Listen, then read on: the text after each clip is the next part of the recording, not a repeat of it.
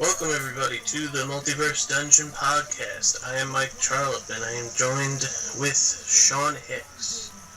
And today we're gonna talk about a few things. We're gonna talk about the Payback pay-per-view WWE this Sunday and give our thoughts on those matches.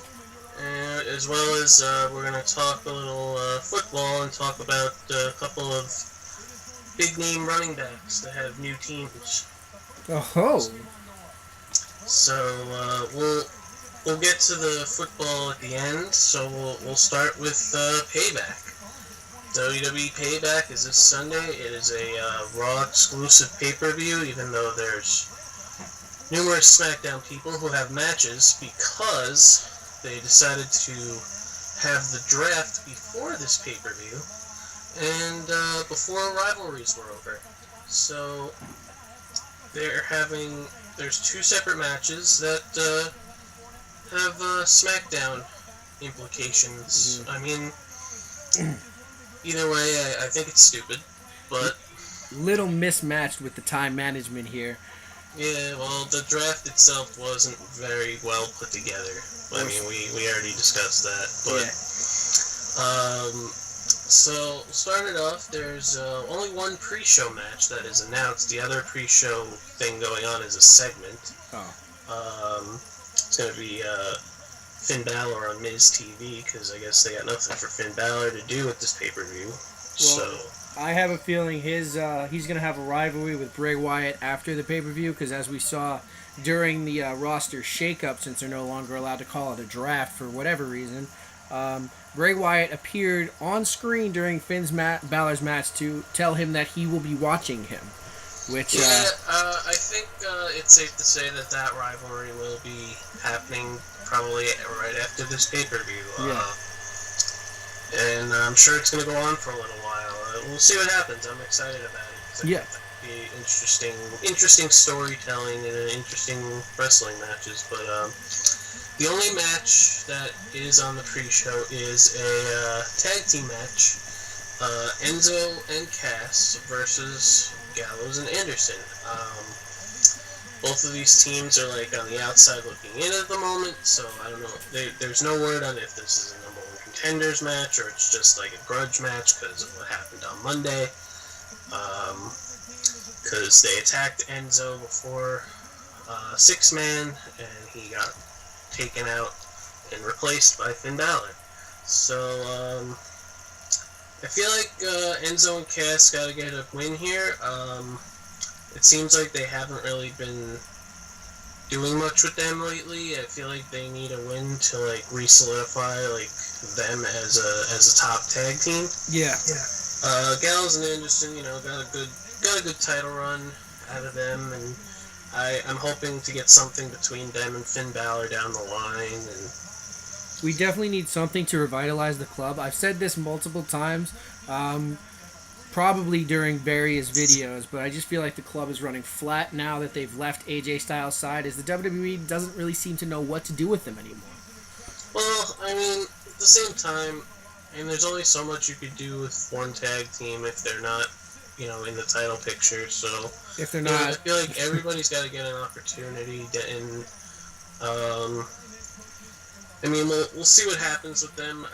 I'm sure that they're gonna do something with them going into the summer because they got to do something. Absolutely. But I feel like Enzo and Cass need a win here. Hopefully down the line we'll see them in the title picture and hopefully get a title run out of them, because for the longest time they didn't really need the titles, because they were so over. But I feel like it's time that they finally got something. I mean, they've been together for a long time and they haven't won any titles at all. So I'm hoping that down the line that comes true for them. But I'm picking Enzo and Cass to win this match. Yeah, I mean, I'm going to go Enzo and Cass as well, just because I feel like if the Hardy Boys weren't involved in the WrestleMania match for whatever reason, I feel like Enzo and Cass were the favorite to win, and I feel like now they're just taking the back seat to the Hardy Boys out of respect, because the Hardy Boys have done so much for the WWE. But, at the same time, I feel like they are deserved a big shot. So I feel like that they should win this match and take the momentum into the title picture. Hopefully this is a number one contenders bout, and we do see them against the Hardys sometime down the line. But that's it. I'm just gonna go out and say I pick Enzo and Cass. Yeah, we'll see what happens there. I guess we'll transition right into the tag team title match then. The Hardys defending against Cesaro and Sheamus. I feel like this match is pretty obvious. The Hardys aren't going to lose the titles like right away after winning them at Mania. No way. They're working on trying to get their character personas, to where everybody wants them to be, which is like the broken personas. They have to work out something with TNA or whatever. They're trying to do that because WWE knows that there's money in those characters, and so they're trying to get to that point. But so right now they're just playing the original Hardy Boys, and the nostalgia of that is going to run out. Yes. Same thing happened with the Dudleys. I mean, the Dudleys came back 2 years ago, and they were still the Dudleys, the same Dudleys that were in WWE when they were last in WWE, and that ran its course. Now we see Bully Ray in ROH, and Devon, I don't know what he's doing anymore. Devon is a backstage agent for WWE. Oh, okay. Yeah. So, like I said, that is going to run out. The nostalgia of the Team Extreme Hardy Boys is going to run out. Yeah. And people are going to not be on board with it anymore, to the point where they're going to want broken or nothing. Yeah. And like you said, if TNA does happen to have some copyrights with that, WWE will be more than happy to work that out with them. Well, they're in the process of trying to get that done. So, like I said, WWE knows that there's money in those characters. It's obvious the Hardys are going to win here. I think it's about time that Cesaro and Sheamus broke up. Yeah. I really don't know what else you could do with them as a tag team, really. And like I said it a billion times, Cesaro deserves better than being put into random tag teams all the time. Because this is his third. Yeah, I mean, both Cesaro and Sheamus, they're both world title caliber superstars. They're just unfortunate that it's unfortunate and fortunate at the same time that Raw and SmackDown now are just filled with so many good superstars, and there's such fresh talent coming through all the time that certain people just don't always get the high contract spots, and some superstars get that, some don't, as we saw with the breaking up of Aiden English and his tag team partner. Simon Gotch. Well, that was a mutual agreement type thing. Simon Gotch wanted to leave. WWE was really getting sick of his backstage incidents. He was getting in a lot of fights and stuff, and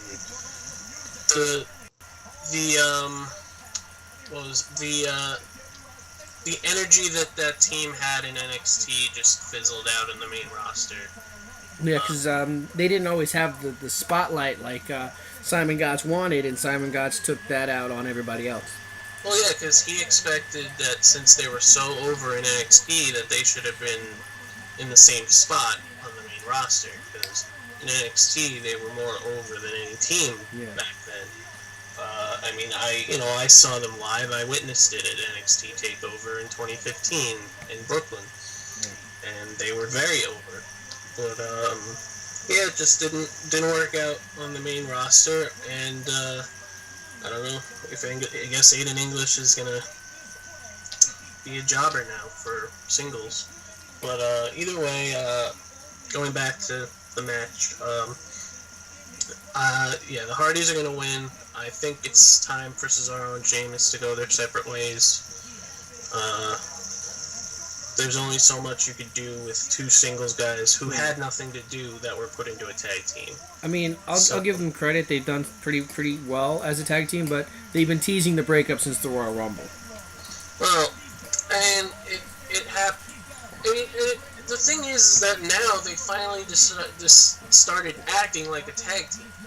You know, they're dressing alike and whatever, and they're actually getting along or whatever. But I just am not okay with it. The thing I find weird is that you're right. They're starting to dress alike now with those kilts, but they should wrestle with them on. I feel like if they're gonna wear them, not just wear them just to rip them off on the entranceway and keep going. I mean, that's playing off of Cesaro's entrance. Yeah, that's why they did that. Because he always does the Superman-esque entrance thing. Yeah. But I really do want them to move on from that. So either way, the Hardys are gonna win here. Moving on from that, we have the Cruiserweight title. Once again, is Neville versus Austin Aries. I mean, it's going to be a good match. I think Austin Aries is going to get the win here. Because, I don't know, I mean, there isn't really anybody else that is up there high enough for them to be on the same level as that Neville has brought the Cruiserweight title to. I mean, the way that they're booking 205 Live is not good. But, you know, they brought Austin Aries into 205 Live in the Cruiserweight division to give it star power. But it's just falling flat, and it's nothing on him. It's the way that they're booking the show. I really am, like, not on board with it anymore. Honestly, I just think that this is going to be a great match because both guys are professionals who are great in the ring, and give Aries a run with the title, and hopefully he doesn't stay there because he deserves to be on Raw. Yeah. I mean, I'm going to agree with you there. I mean, Neville has definitely given a nice prestigious run to the Cruiserweight title. He's had it for a while now, which is different from what they were doing, where they were just dropping the belt from, like, TJ to Swan. I think there was someone in between TJ and Swan. Kendrick, Swan. You know, they were just dropping the title and not really giving anyone the shine, but now they've given Neville the belt for a while. And everybody thought that Austin Aries was going to win at WrestleMania. So at Payback, it seems likely that Austin Aries would win. Me personally, I wouldn't shed a tear if they just dissolved 205 Live altogether and just brought the Cruiserweights to Raw, like had one or two matches a night, not even have to tape up the ropes. I mean, I just hate the way that they classify it as, like, they gotta, like, force you to know that it's Cruiserweight action. Like, right. Tape the ropes purple and change the Titantron video. I just don't like that because it diminishes the fact that they're trying to build this division up as something that we want to care about. But the way that they make it, it just seems like the minor leagues. It seems like it's lower than NXT. Yeah. The way that they push it out, because it just doesn't look. It's not being presented the way it should be presented. Yeah. They're making you believe that these people can't make it on the main roster. I mean, I mean, from what I've seen, I like some of the guys on the Cruiserweight show. You know, T.J. Perkins, he's got some talent. Akira Tozawa, I've liked what I've seen with him in the ring. I was unfortunate to see Tajiri leave. And I think part of that is because 205 Live, there is nothing to it there. Tajiri believes that he's not going to do anything worthwhile working on 205 Live. You know, and that's, like I said, like they feature a couple Cruiserweight matches on Raw. I think they could still do that. I don't think they need 205 Live for that. I mean, that, and they also don't, like I said, they don't need to limit these guys. To just... They let them wrestle on NXT also, and TJ Perkins had an amazing match with Nakamura a couple of weeks ago. But every week they're like, oh, it's time for Cruiserweight action, because the ropes are purple, and we have to take a 20-minute break, because Raw's 3 hours, and that'll kill time. Yeah. Like, that's stupid.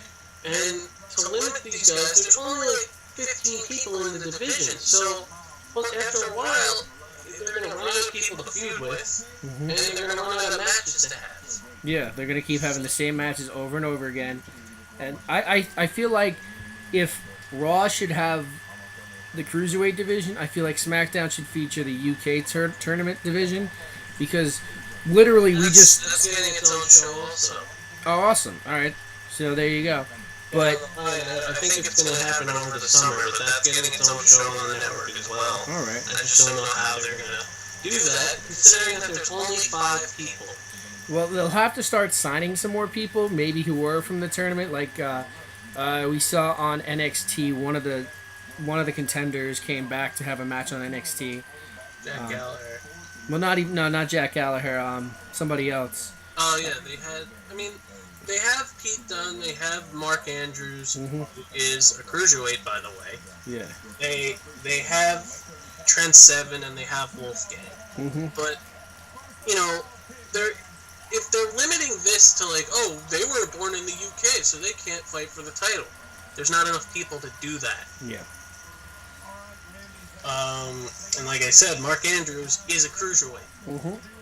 Could easily be doing both. Yeah, I mean, like I said, it's weird the rules and the guidelines they have in place for the divisions, and I don't think they need to necessarily have their own shows. I think they could easily be mixed in with the regular roster and have, let's just say a Cruiserweight title and a UK title on SmackDown. I mean... Well, yeah, WWE isn't really handling it the right way, but, I don't want to go on too long about that. Well, yeah, I mean, we have a whole pay-per-view to talk about. We'll talk about that another time, but... That could be its own friggin' segment, its own show.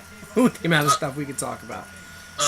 So yeah, I feel like Austin Aries is going to win here, but like I said, I don't know how you salvage the Cruiserweight division after he wins, because nobody really... I mean, I guess he could have a feud with Perkins, considering Perkins is a heel now, but that's not new. It's just like, what are they going to do with Neville? They can't just make him, they can't just keep... That's another thing. He was one of the best NXT champions, and this is his first title that he ever won since he left NXT. Yeah. That in itself is a problem. You can't keep a guy like Neville off TV. I mean, that's just the thing. I mean, as much as, like, people will say, like, oh, it's unbelievable for a cruiserweight to beat a heavyweight, but Finn Balor beats heavyweights all the time. Rey Mysterio had a world heavyweight title run. Rey Mysterio beat numerous people that were 3 times his size. Yeah. That's the thing. You have to suspend your belief in that aspect, because this is entertainment. It's not fighting. No, you're absolutely right. Like, if they're good enough to go with those people, which Rey Mysterio was, Finn Balor's only 180 pounds, and he has great matches with people twice his size. I feel like you don't see WWE going after big monster muscular guys anymore.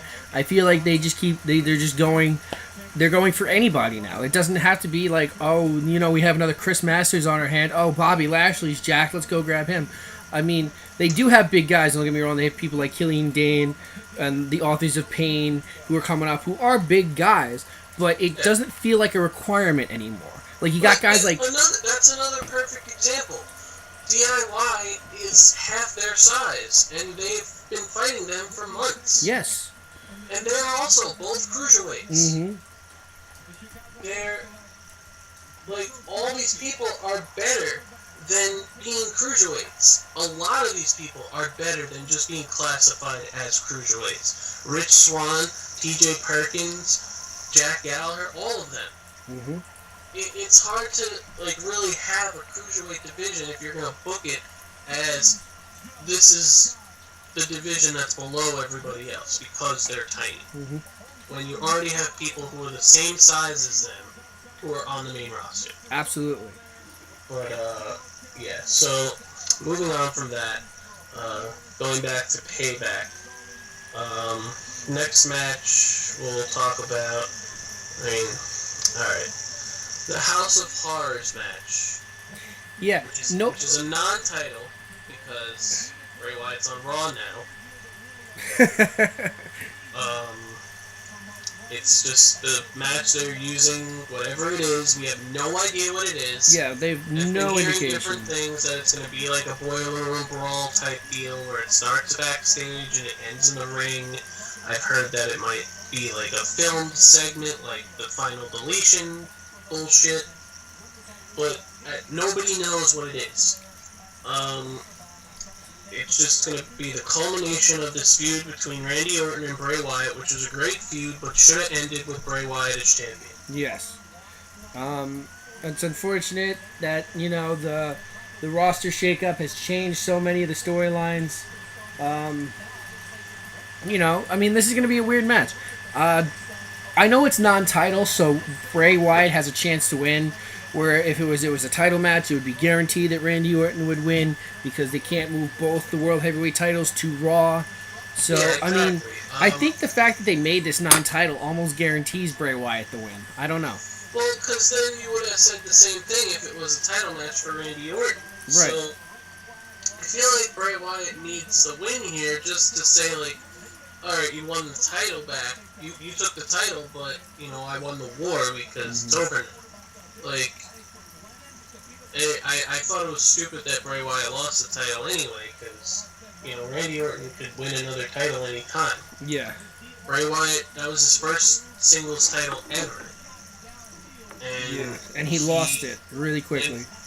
And he only held it for a month, and he's winless at WrestleMania at this point. Mm-hmm. So, how are people supposed to buy him as credible? I don't know. He's always losing at Mania. I mean, granted, it was against three of the biggest names in the history of the business, John Cena, Undertaker, and Orton, but still, it's not enough to be like, oh, he's good enough to be in matches with these guys, but he doesn't need to win. The part that gives Bray Wyatt the go-ahead is that he's so over with fans that he doesn't necessarily have to keep winning all these matches. He's going to be one of those guys who sticks around for a while. He's not going to be one of those guys that WWE just dumps after a bad run. He's a guy that WWE can work with and build up. But being said, I still think he's going to win over Randy Orton now that this match is non-title. And I feel like Jinder Mahal is going to use that over Randy Orton going into their feud, since Jinder Mahal is now the number one contender. Like, oh, you lost to Bray Wyatt, so, I could probably beat you too, kind of deal. I don't know. We'll see. Yeah, I mean, we'll see. We'll get into that another time, but yeah, I feel like Bray Wyatt needs to win here just to salvage like something, and because he gave him a shitty title reign. I just don't know what they do with Bray Wyatt on Raw. I mean, it's not like he can rebuild the Wyatt family. Do we see him go out on his own here now that he's built a career off using other people as a faction? I mean, feel like he needs to have a legitimate run by himself now.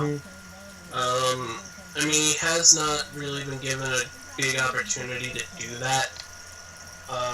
So I think he needs to work on his own and possibly have a face run down the line, because he's been a heel the entire time. Oh, yes. So, I don't know, we'll see, but I feel like he needs to win here more than Orton does, especially if it's not a title.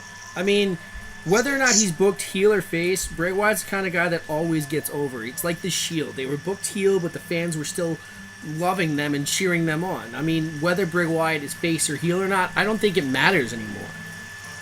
Yeah, I mean, people say that all the time, but the way that people are booked still to this day, like, who you feud with depends on whether you're heel or face a lot of the time.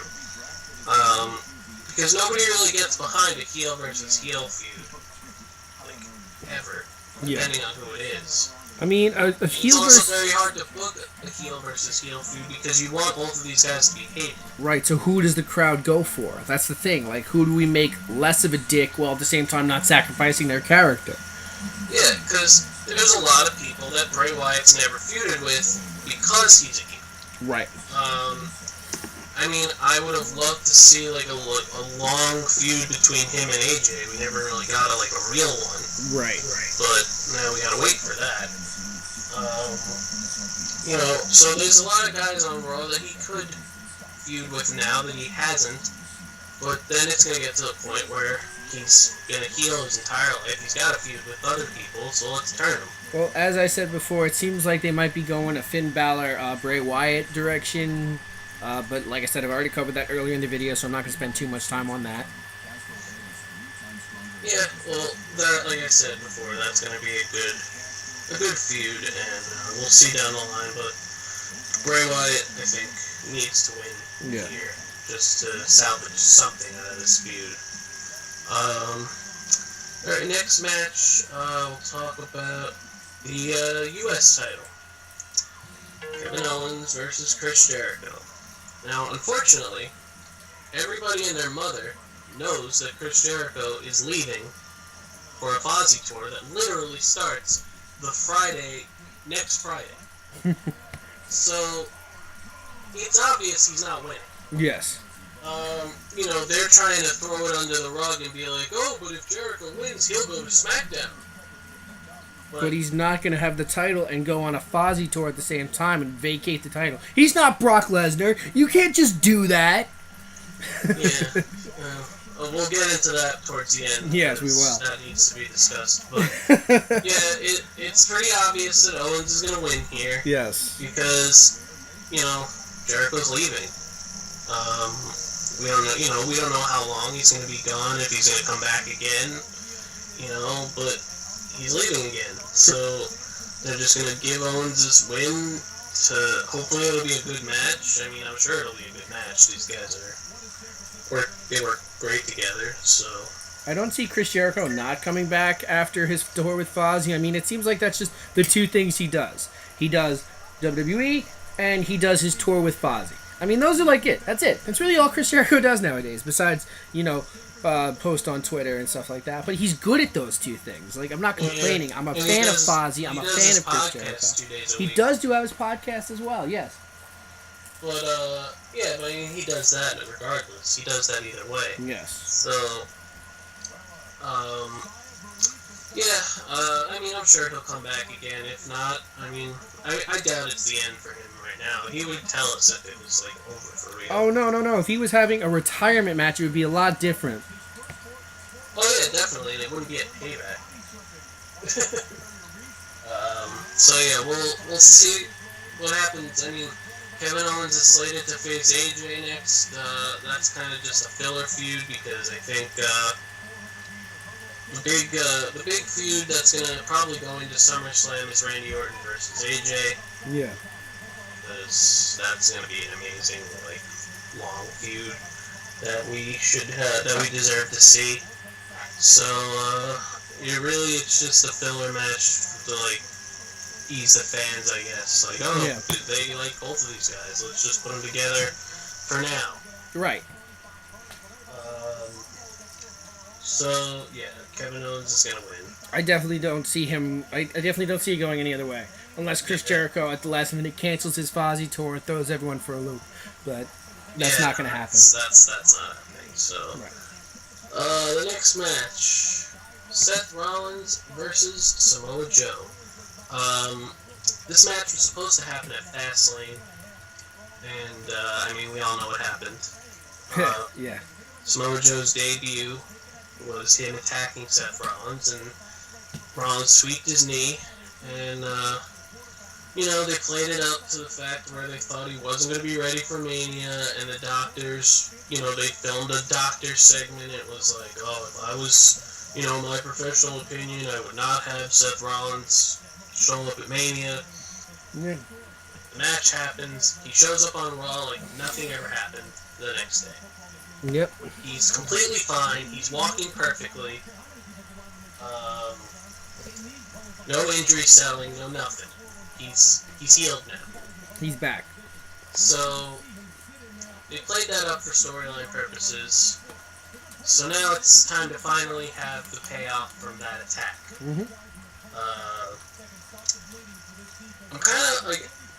I'm unsure who's gonna win this match, honestly, because I feel like Samoa Joe and Seth Rollins both need a win. Mm-hmm. I mean, Samoa Joe more so because he was not on Mania at all. Right. But at the same time, Seth Rollins is coming off a big win on his return. So how do you have him lose? Well, if Seth Rollins loses, it's just gonna build as this isn't over between Samoa Joe and Seth Rollins. They could easily have these guys feud until the next Raw pay per view if you know if they really wanted to do that. They really need to book Samoa Joe as the Destroyer if they're gonna give him that moniker. But if he hasn't been on Mania and he's just gonna come here and lose, he's gonna go from the Destroyer to just the Jobber Samoa Joe. I mean, I can totally see that, and like if the feud's gonna last a little longer, which probably makes more sense, than for Samoa Joe to win here, and then Seth Rollins to win the next one. Yeah, and then close out the feud that way. So yeah, well, I'm gonna go with Samoa Joe for that fact, I guess. I'm going with Samoa Joe as well. I mean, we'll see. The match, I'm sure, is going to be great. And, I mean, these guys have worked together before outside of WWE, so they know each other pretty well. Oh, yes. So, yeah, I'm excited about it. It's one of the matches I'm looking forward to. Next match we will talk about is the Raw Women's title. And, surprisingly enough, is Bayley versus Alexa. Mm-hmm. And, I mean, these two never really had a legitimate feud in NXT. Alexa was not very well booked in NXT, to the point where she got real opportunities in NXT. So I'm excited to see them actually have, like, a legitimate match on a pay-per-view to see, what happens. I mean, lately, and it's been more noticeable, Alexa Bliss has been messing up a lot. Yeah, I mean, they publicly... Yeah, that's the reason why she feuded with Becky Lynch so often was because Becky Lynch made the matches workable. Becky Lynch and Alexa Bliss had good feuds because of Becky Lynch. Yeah. I mean, the reason that she's so over with, management is because of how well of a character she is. Oh, absolutely. And nobody can take that from her. She's probably one of the best talkers in the division. But her in-ring work is not great. So, I'm kind of surprised that she's in this position on Raw right away. Yeah. I was expecting maybe Nia Jax to get a singles match. I'm sure they're going to save that. Because, I mean, the way it's looking is that Sasha's going to have her heel turn, and then her and Bayley will have a big singles feud at SummerSlam. Yeah. That's the way it's looking. So I don't really expect Alexa to win here. I mean, unless Alexa does win, and then Bayley just wins it back 2 months later or something. But which they could do because Bayley's had a decent run right now. There's a number of things they could do with this feud. Although there's one that I'm going to announce that I like. I like the fact that Bayley, she's been playing. I think it's too much. I think they keep shoving this idea that Bayley is, she was a fan turned superstar.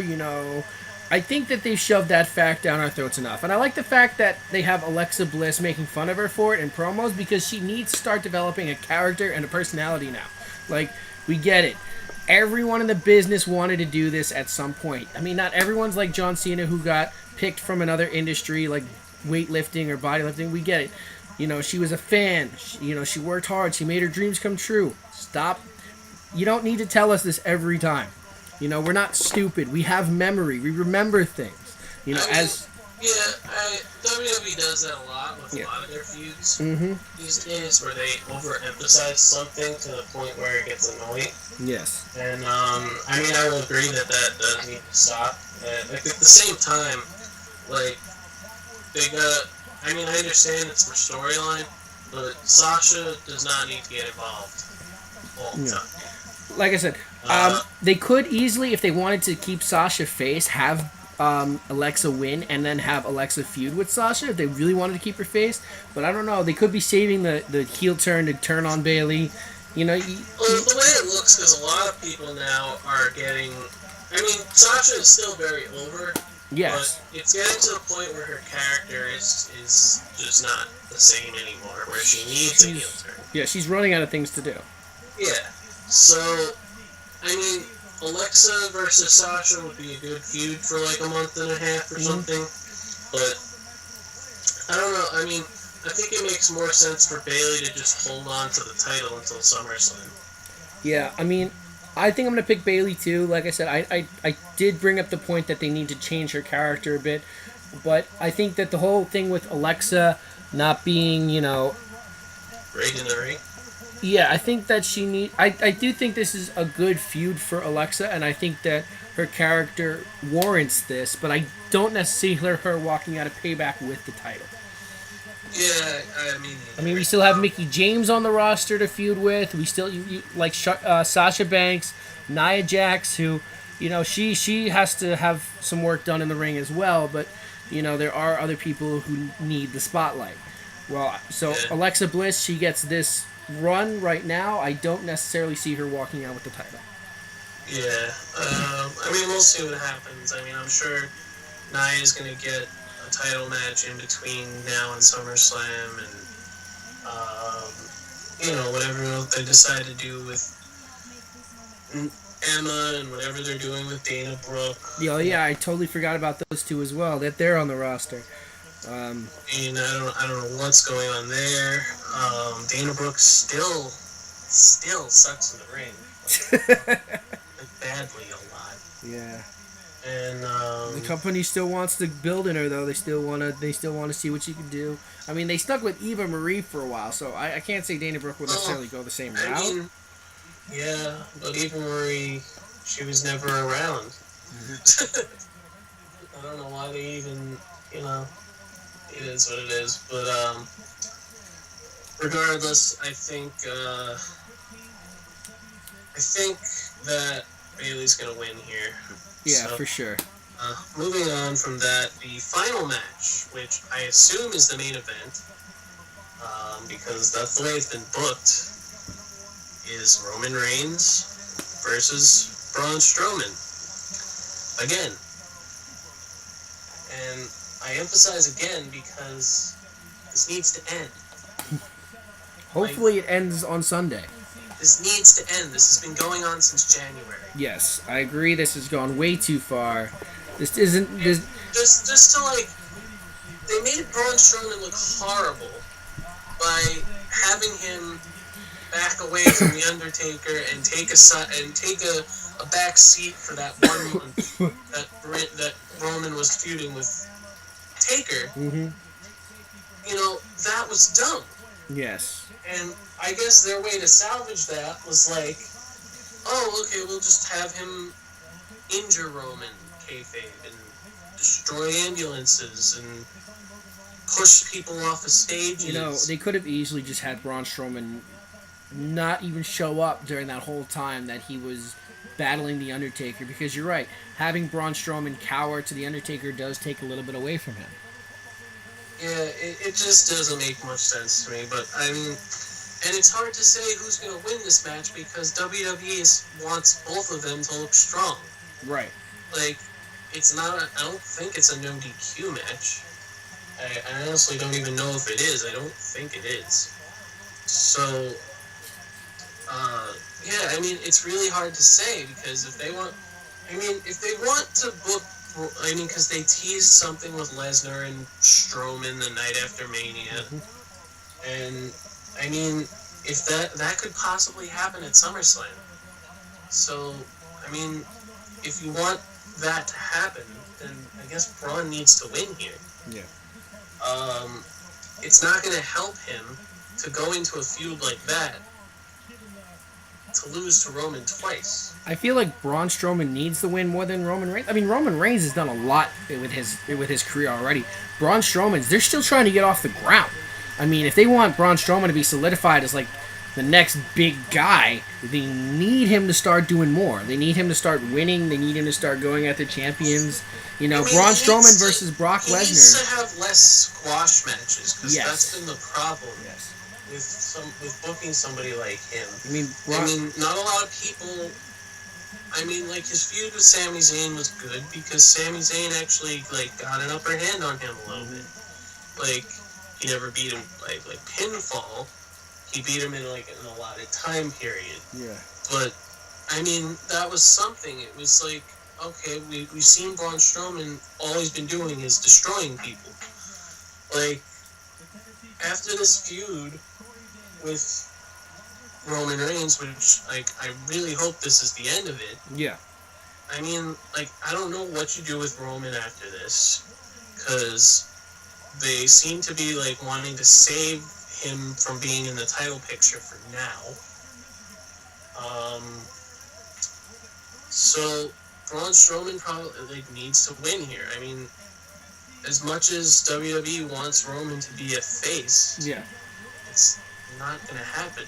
I mean, yes, he is a face technically, but to the fans who continue to boo him for stupid reasons, and that was, like, the only reason that they did the ambulance spot was because WWE, mainly Vince, thought he was going to get sympathy for that. No, I mean, like I said, the fans have turned on Roman Reigns, and we've discussed this before. They've turned on him for the simple fact that they blame Roman Reigns for Daniel Bryan not being able to do much in his career, and the fact that WWE was not really sold on Daniel Bryan. But again, that's not Roman Reigns' fault that he reaped the benefits while Daniel. That, and that they've just been forced, like, when he was hurt, and he was hurt bad, like, in 2015, instead of, like, keeping him, you know, like, on the bench and not even, like, acknowledging his existence or whatever, they had him do scripted promos via satellite. Mm-hmm. So it made it to the point where, like, okay, why are they doing that? He's hurt. Like, and then it just, you know, it became more and more obvious, and the fans just got sick of it. And I understand why they do that. I mean, I'm not one of those people. You're not one of those people. No. But the problem is that it's to the point where nobody is going to cheer him now. Yeah. I mean, or at least enough people where you're going to tell that they're cheering for him. Yeah. It's so like... he needs to be healed. Yeah.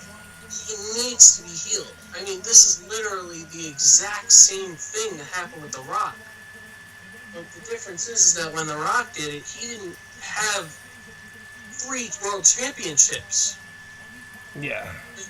The Rock needed that heel turn to get him to the point where he had some kind of character.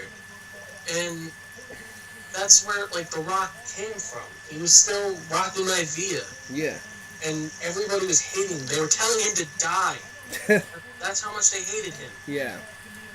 And he turned heel and he got character and he became The Rock. Yeah, and he started telling the fans to, you know, shut their mouths and, you know... Exactly. I'm not saying that Roman Reigns is going to be exactly like The Rock, obviously. Well, if they do that, then they're obviously... They gave him a heel turn where he could be himself and not this scripted guy who is still in the Shield. Right. Then I mean, it would feel more organic and feel more like people want to cheer him. Yes. And that is the problem. Like I said, I've never stopped liking Roman Reigns. He's a great talent. He could do a lot.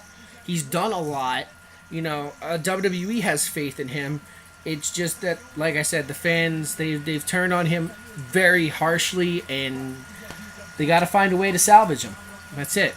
I mean, going back on topic though, I think Braun Strowman needs this win more than Roman does. Like I said, we said, Roman has had 3 world title runs. Roman, you know, he has so many accolades under his belt already. And Braun Strowman, they're trying to build up from the bottom. They need to find something to do with him. Without a doubt. I think. And just to close on like Payback. We all said that this was going to happen, and it's happening. Brock Lesnar's not here.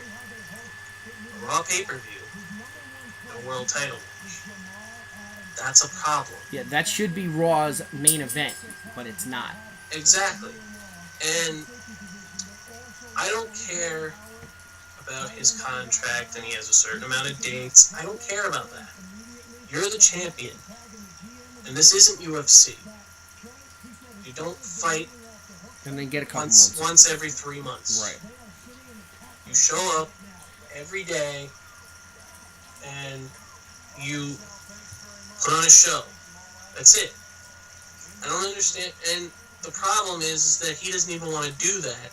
He just wants to do 12 German suplexes, F5, and then pin. Yeah, he doesn't even wrestle full matches. I can't even call his matches matches. His matches are segments because of how little is actually done in the allotted time.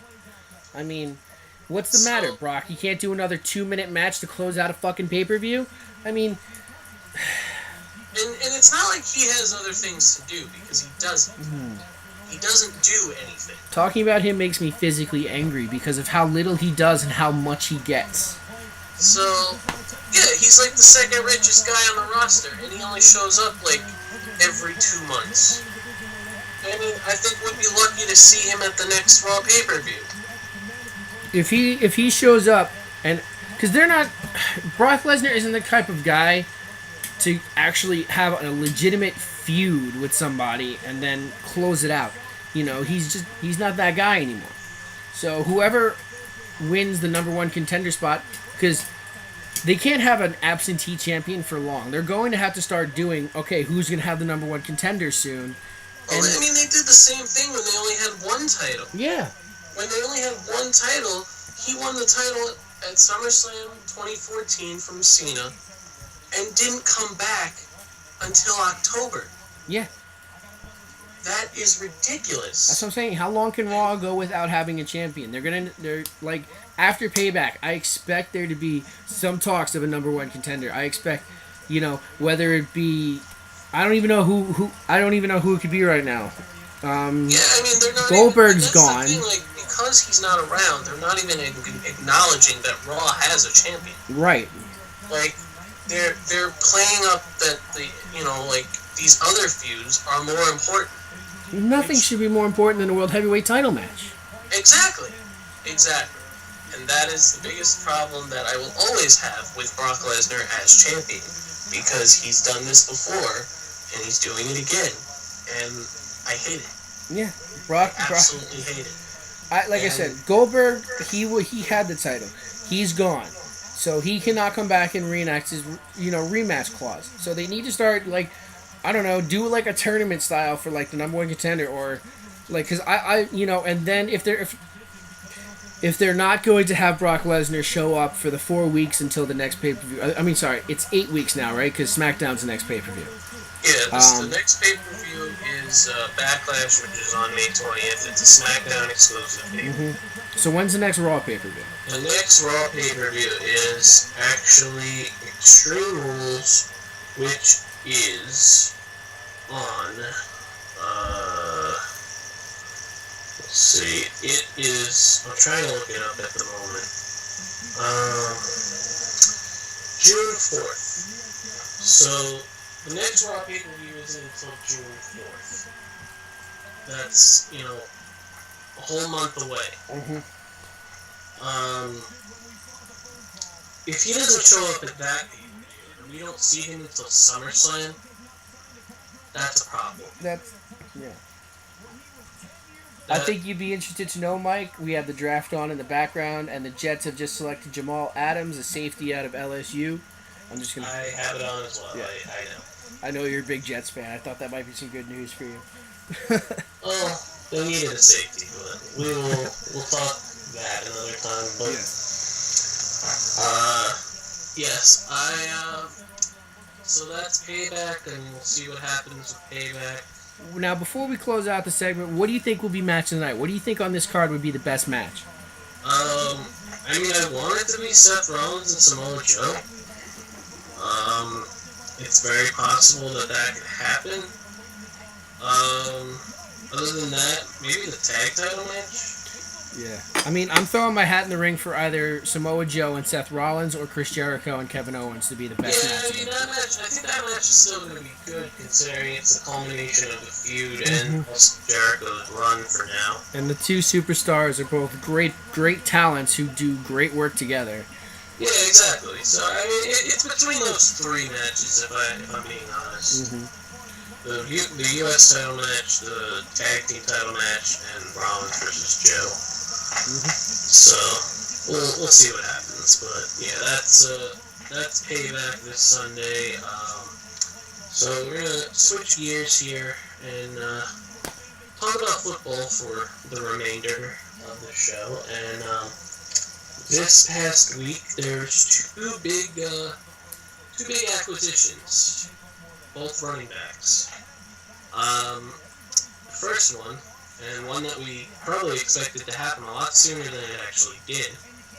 Adrian Peterson has signed with the New Orleans Saints. This one came out of nowhere for me. I expected him to sign with like the Packers or something, but no, he signed with the Saints. So did I, honestly, because I mean, this always seems to happen with, like, big players from the Vikings or the Packers, where they're like, oh, you're letting me go, so I'll just sign with the rival so I can beat you. Right. Like, that always seems to happen. The same thing happened with Favre, you know, and, I'm okay with him going to the Saints, honestly. The problem is that they still have Mark Ingram. So, he signed 2 years for $7 million, and with a $2.5 million signing bonus. So they have him for 2 years. Like, are they going to split carries now between these two guys? I would expect them to do so, yes. I mean, you basically have. I mean, Adrian Peterson is not the same player anymore, obviously. I mean, but every year that he, like, comes back from injury, he seems to be better. The last time he missed a whole year and came back, he was the best running back in the league. Yeah, but I don't see them benching Mark Ingram just on that potential alone. He's been great for the team. They can't bench Mark Ingram because Mark Ingram is great. I mean, they could probably use him more in the red zone, but at the same, like, they're probably gonna just split carries between these guys. And I don't know.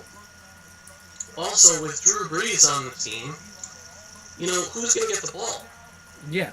You know, like, who's gonna be the main guy to have the ball? With Drew Brees as a quarterback, you got Adrian Peterson, who always wants the ball, and, you know, Mark Ingram's gonna want it too. So, how are they gonna divvy that up? Because Brees is known for throwing like 60 passes a game, 50 passes a game. Like, Adrian Peterson's going to want to carry the ball at least 25 times. Yeah, he's not one to give up the ball lightly. I mean, at the same time, like, Mark Ingram's going to want at least 20 carries. So, how are you really supposed to, like, believe in that as a system? Like, I mean, do you run the ball more in the first half, and if you're losing, you start throwing the ball? I don't know. Do you see one of these running backs maybe doing goal line carries, like Mark Ingram on the goal line? Oh yeah, well, easily Mark Ingram will probably be the goal line running back, without a doubt. I think that's obvious. He's younger, more powerful running back. Yeah. So it would only make sense for him to be the goal line guy. Have the goal line and third down carries and stuff like that. But at the same time, like, he's gonna want more than. Oh, I know. So I mean, but you'd also be stupid to trade him because Adrian Peterson isn't gonna last forever. Obviously, I mean, running backs more than ever, more than any other position, are known for really, like, reaching their ceiling at like 33. Yeah.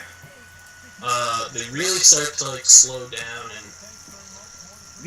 not really be the player that they used to be. Like, a lot of times you don't even see a running back play past 35. I mean, these are the guys that are running through defensive lines, trying to, sidestep, linebackers and safeties. These are the guys literally running their hearts out to try to get to the end zone, and they have to go through the entire defense. This is the main reason that he didn't get like a max long-term contract, because he's up there. Right. He's up there for a running back. He's 32. He's 32 already.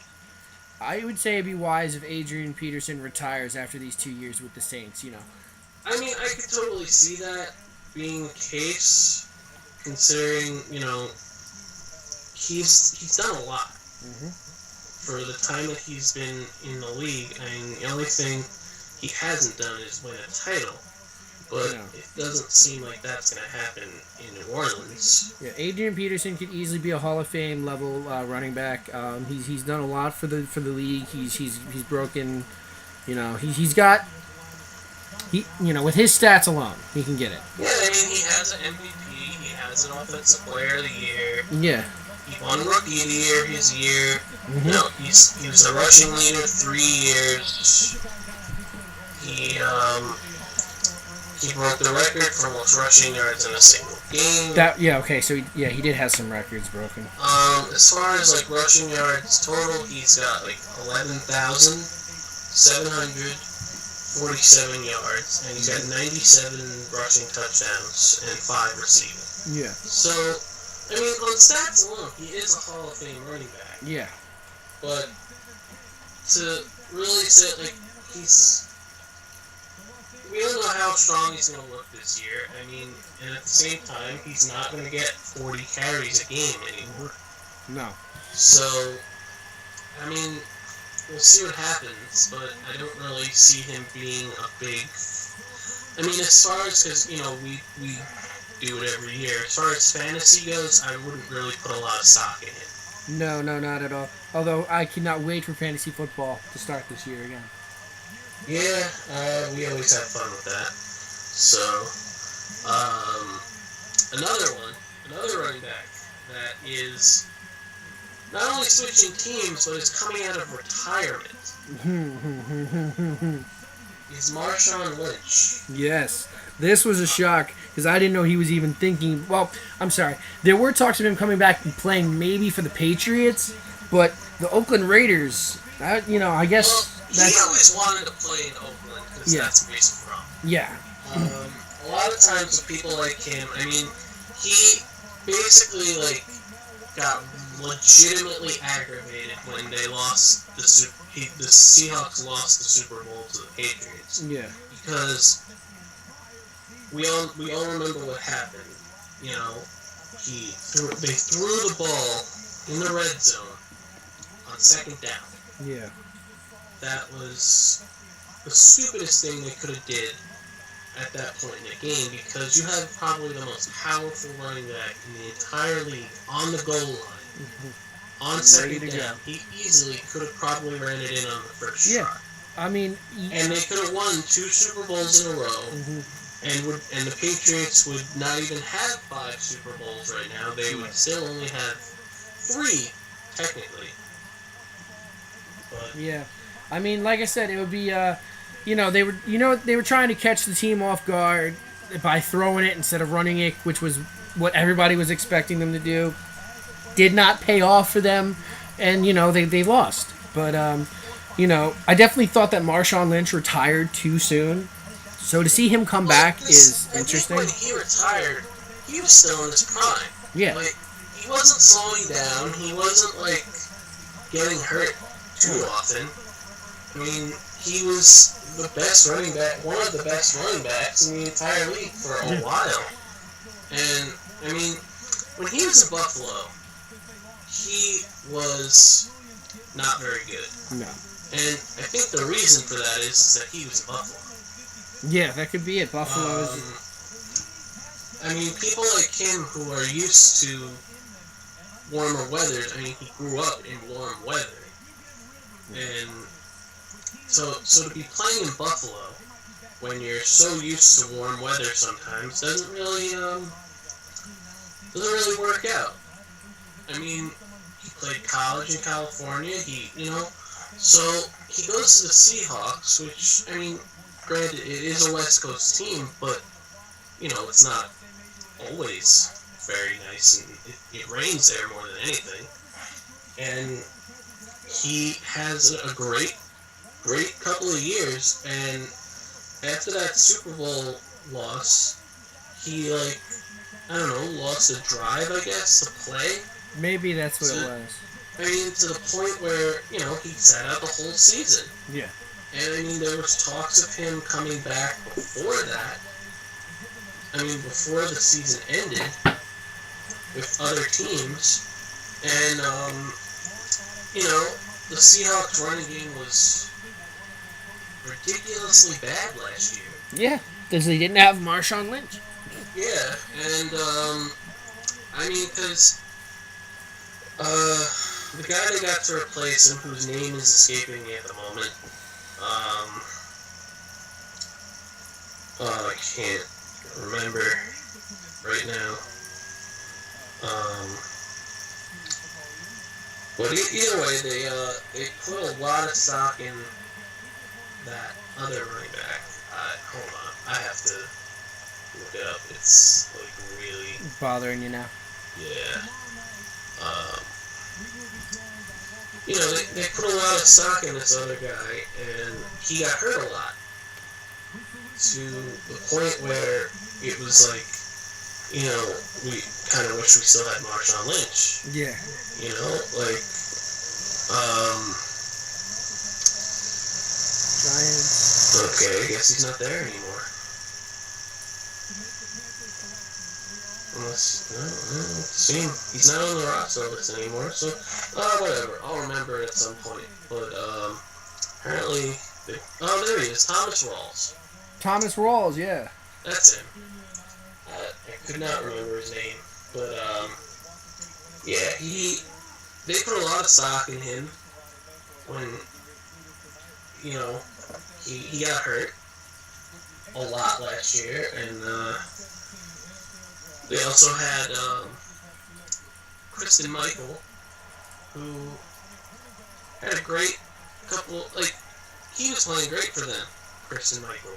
Yeah. Who, you know, never really got an opportunity in Dallas because he was playing under either, you know, when he was there, he was playing under DeMarco Murray, and then was playing under Darren McFadden, and, you know, they let him go last year. He had a great couple of weeks. Like, the first, 7 weeks with Seattle, he was doing great.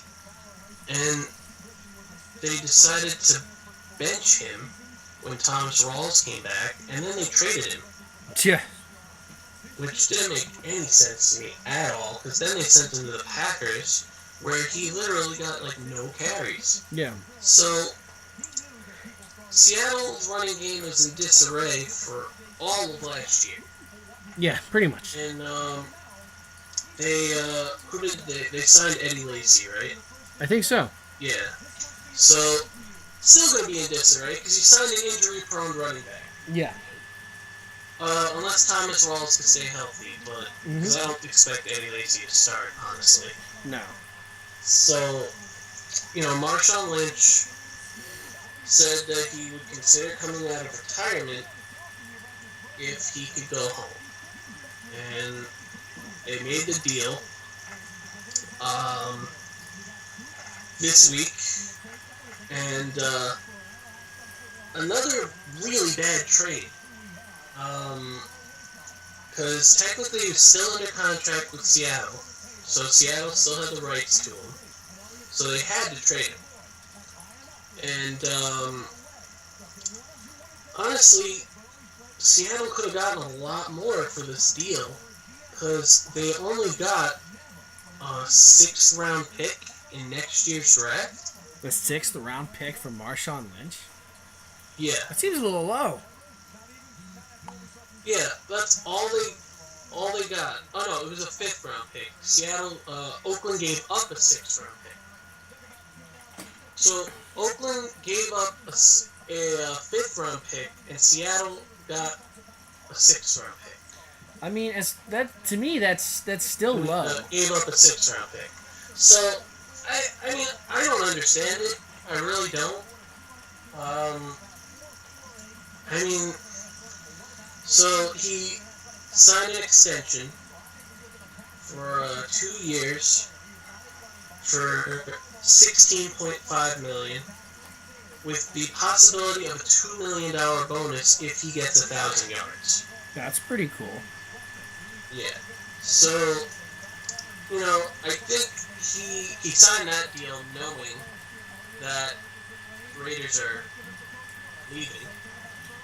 Yeah, I mean, I think that after that contract is up, they're leaving. After his 2-year contract, right? Yeah. So do you think he'll travel with the team, or do you think he'll officially call it retirement again after those 2 years? I mean, I could totally see him calling it after that. Because, I mean, it's hard to say whether he would want to keep playing. I mean, and it's not like he entered the league the same year as Adrian Peterson. And, I mean, his first 2 years with Buffalo, he had both 1,000-yard years with at least 7 touchdowns. Then his third year, he was hurt a lot. He played 13 games, but he only had 400 yards. And then the year after that, with Buffalo and Seattle, because that was the year he got traded, he only had 700 yards and 6 touchdowns. But ever since then, it's been, nothing but, except for in 2015, because he was hurt a lot in 2015, he basically played every game with Seattle from 2011 to 2014. Yeah. And each year had 1,000 yards for double-digit touchdowns. Yeah. 12, 11, 12, and 13. So, I mean, in 2015, which was the year that they lost the Super Bowl, he only played 7 games and only had 415 yards. So, it's hard to say if he's going to have that same explosiveness after missing a whole year. Well, the same thing, though. I think they brought Marshawn Lynch in just to take some pressure off of Derek Carr, who, as we know, broke his leg during the playoffs last year. And ultimately, losing Derek Carr cost Oakland Raiders the playoffs. Oakland were in desperate need of a running back because, their running back from last year, who is now in the Vikings, believe it or not, is, not with them anymore. Right. And so the other running backs that they have are too young to carry the load. Right. So they needed something to, they needed to have a big running back to carry the load for Derek Carr. Absolutely. Derek Carr is going to be an elite quarterback. He was having an amazing year until that injury. And you never know. This injury could affect the rest of his career. And just to have somebody... it was his non-throwing hand, right? Well, no, Derek Carr broke his leg, I thought. Oh, it was a leg? I don't even remember. I remember he broke his leg. And so that's going to limit his mobility. So being able to have a powerful running back who can, take some of the carries and reduce the risk of him getting sacked again, that's big. This is true. I honestly don't know what Marshawn Lynch is going to do. I don't see him, having an explosive comeback year. But, I could be wrong. He could prove me wrong. I see him making enough of an impact to benefit the Raiders. I mean, it's not like he's gonna... I don't see him being a drag on their payroll. I see him being an asset to the team, and I think that the Oakland Raiders are going to utilize him smart. Yeah, I agree. I mean, I agree it's a good pickup. I just don't know how well he's going to perform. That's my thing, right? Okay. Concern. I mean, I want him to perform well, and I also want him to, win with the Raiders just to, stick it to Seattle. Mm-hmm. But, I mean, who knows what's going to happen with the Raiders could be going to probably be one of the better teams in the league. If Derek Carr stays healthy, they can make it back to the playoffs yet again. Well, because they have such a great offense, and their front seven of their defense is great as well. They have probably the best defensive end in the entire league. Yeah. And some of the best, safeties as well. So they have a lot of great tools on their team to be great. Absolutely. So, I mean, the years of the Broncos being good seem to be behind them. Who knows what's going to happen with the Broncos? I mean, the Broncos, they could easily, revitalize their team, train their quarterback more, get him more confident, and, they could be a whole different team next year. That's the thing. It only takes one off season to really put a team together. We'll see. We'll see what happens, but we got these two big name running backs coming back. Mm-hmm. And they both have new homes. I think it's more exciting that Marshawn Lynch is back, but it's also more exciting to see how Adrian Peterson affects the Saints running back, seeing as how they already have an established running back. So to see, personally, I'm more excited to see Marshawn Lynch in action, but I'm also excited to see how the Saints shake up their roster in anticipation for the addition of Adrian Peterson. Will Adrian Peterson get the starting job? Will Mark Ingram get the starting job? Will they split carries? Will Mark Ingram be the goal line back? Who knows? Both are top quality running backs, and both are going to assume to still want to keep the same level of interest on themselves. Without a doubt. Well, Marshawn Lynch more than anybody is. Adrian Peterson, he hasn't been a humble running back. People have been trying to offer him less, and he hasn't been taking it. He wants what he wants. Yeah, I think Marshawn Lynch just... The thing with Adrian Peterson is he doesn't want to leave on bad terms. Like, he wants to leave on his own terms. Right. He doesn't want to be forced to leave because of injury. Right. So, I think that's the way he was going into the off-season. Like, for over a decade now, I've been the best running back, so I should still be paid like the best running back. But that's not necessarily how it works. As you get older in age, your value declines. You and I know that. Like, he should know that because... I don't think he's... whether he knows it or not, he just doesn't want to accept it. Oh, yeah, nobody... Well, because he knows that he's reaching the end. Mm-hmm. And he doesn't want to accept that because, like I said, most people don't want to leave on, someone else's terms. Yes. They want to leave on their own terms. Right. So, as far as Marshawn Lynch goes, I think he retired out of spite. Yeah. I honestly believe that. He retired out of spite because he was mad that they lost that Super Bowl. And didn't think that a deal would be done to get him somewhere else.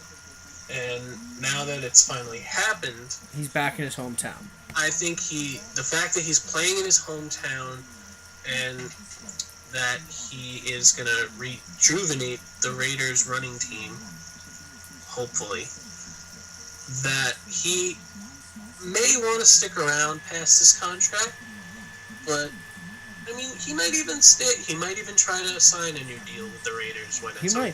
If because the Raiders they're moving to Vegas, which isn't that far from California. No. So, he might want to stay a little time after that. He might sign another 2-year deal. Truth be told, only time will tell, and we'll see how these not only develop in this season, but how they develop in the offseason leading into next season as well. How these deals will work out. Oh, yeah, without a doubt. I think this year is going to be good for the NFL. I can't say it's going to be good for either of our teams, but... I think the Giants are going to have a good year. I'm iffy about that. If you guys have seen any of my solo podcast work, I've spent quite a good deal talking about the Giants. They've made a lot of moves this offseason, and I'm excited to see what they do this season. I mean, they're preparing for the aftermath of Eli Manning, leaving the team, but they still have time to salvage another Super Bowl win before Eli, retires.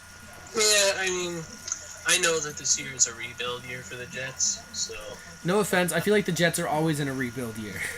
Oh, no, that's not true. I mean, they were making the playoffs a lot from, 2008 to, 2012. Yeah, when Rex Ryan was still a part of the team. So, I mean... No, last year, hopes were too high last year, and that was the problem.